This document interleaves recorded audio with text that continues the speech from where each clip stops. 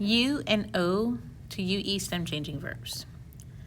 All right, so in Spanish, we're used to just dealing with regular verbs where you take off the ending and you add the new ending. Stem changing verbs, you're still going to deal with the ending, but now it sounds weird. You got to fiddle with the middle. That sounds weird.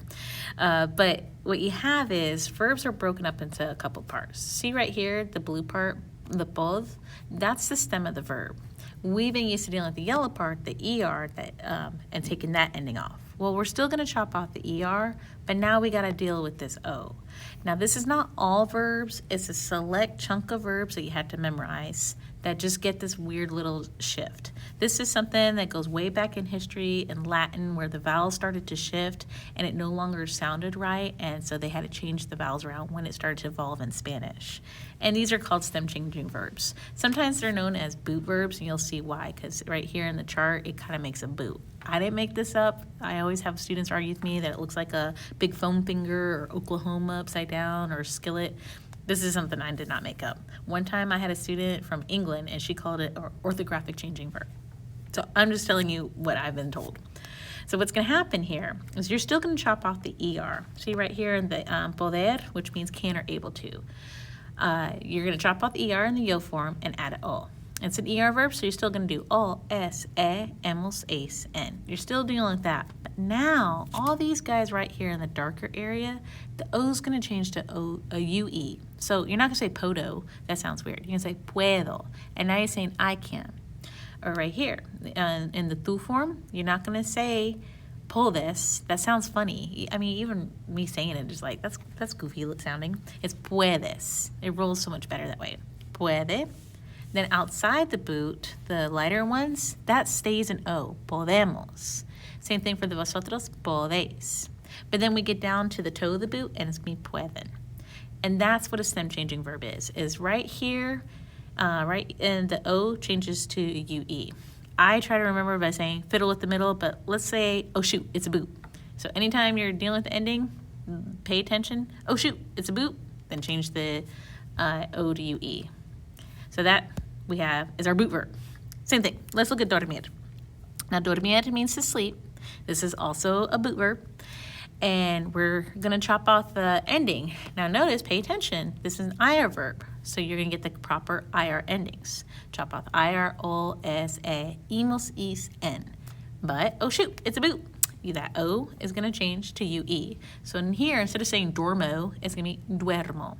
Same thing. Instead of duermes, duermes, and so on. Duerme. All right. Nosotros, vosotros outside the boot. Dormimos, dormís, and then duermen. It's a boot verb. And then finally we have jugar. Jugar now, notice it's not an O, but it's still going to UE change. This is the U to UE stem change. This guy is an AR verb. It means to play. Usually it means to play like sports or games. Like I play soccer. They play Monopoly. Don't mix this one up for instruments. If you're playing an instrument, it's tocar, and that's just a regular verb. You don't have to worry that it's, oh shoot, a boot.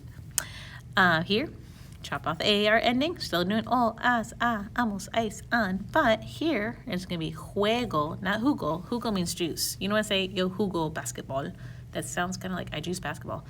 Juego, juegas, juega, jugamos, jugáis, juegan. And you hear the difference? The vowels kind of shift around. The we sound to it versus u.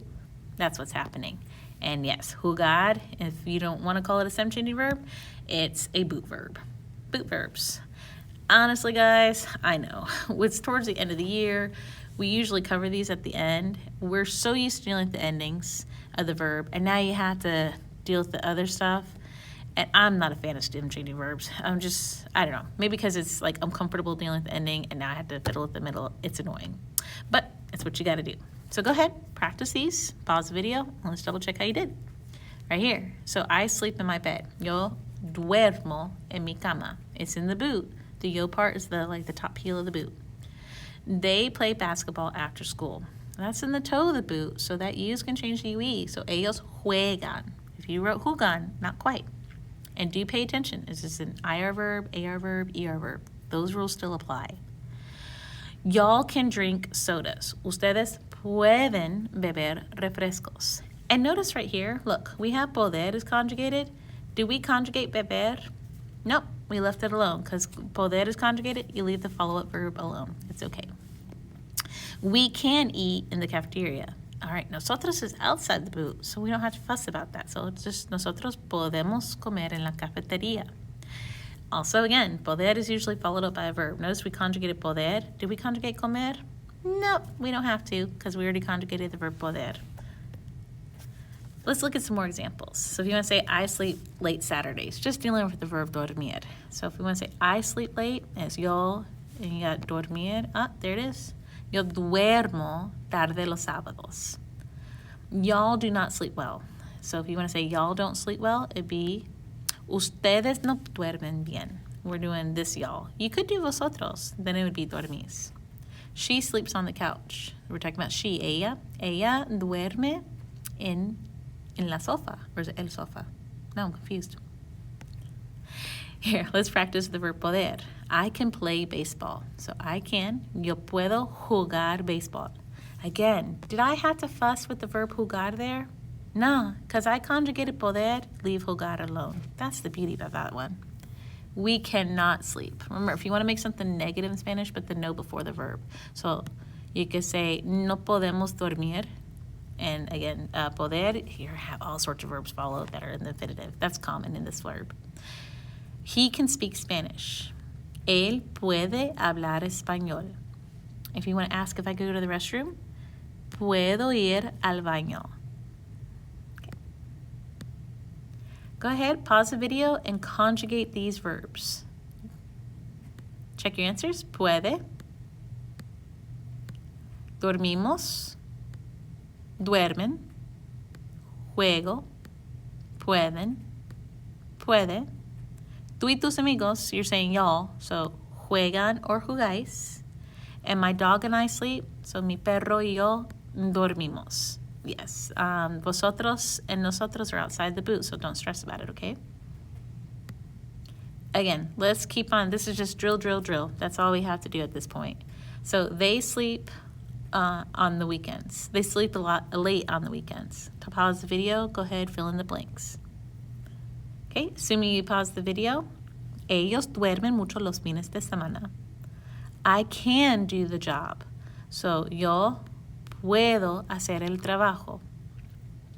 We play in the park today. Nosotros jugamos en el parque hoy. You sleep 8 hours on Fridays. Tú duermes 8 horas los viernes. More practice. Just conjugate, conjugate, conjugate. Pause the video. Come back and check. Él puede. Nosotros dormimos. That one's outside the boot.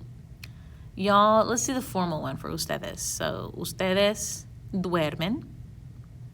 You informal, I'm trying to get you to do the two one. So, tú juegas. We feminine, so that's going to be nosotras podemos. It's outside the boot. Don't stress with the boot. I play. Yo, not jugo. That's St. Juice. Yo juego.